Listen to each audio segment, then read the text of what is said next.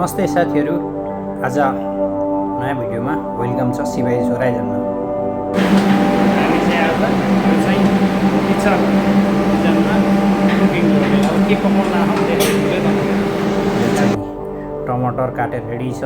त्यस पछाडि धनियाँ अनि यो नेपालबाट आएको तामा यति मिठो छ नि। अब यो तामा देख्दाखेरि नै यति मिठो छ। अब बनाउँछौँ हामी यसलाई। यता चिकन पाक्दैछ र यहाँ मेरो साथी बनाउँदै हुनुहुन्छ सोनु दाइ। हामी चाहिँ अब बनाएर ट्याक्क खाने हो हैन। यति तामा छ थोरै,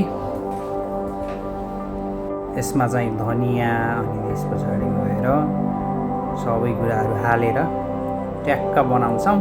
अहिले बनाइसकेपछि हेर्नु होला कस्तो हुन्छ। यसमा आलुमा मिसाएर चाहिँ ट्याक्क बनाउने हो है त। यो आलु नि पाक्दैछ, पहिला पकाएर चाहिँ अनि यसलाई पछिबाट तामा हाल्ने हो। चिकन फ्राई पनि हुँदैछ यतातिर। ट्याक्क यहाँ किचनमा अलिक गर्मी छ धेरै। दुबईमा अब 2-4 दिन अगाडि रेकर्डै भएको थियो, त्यही भएर यहाँ दाइले हाल्दै हुनुहुन्छ तामा।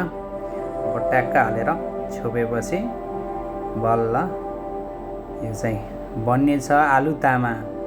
अनि यता चिकन साथमा ट्याक्क हेर्नु होला कस्तो लागिरहेको छ।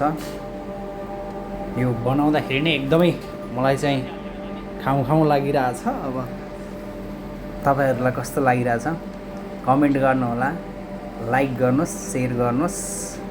यो एउटा रमाइलो भिडियो पसिना भएर यहाँ दाइले बनाउँदै हुन्छ।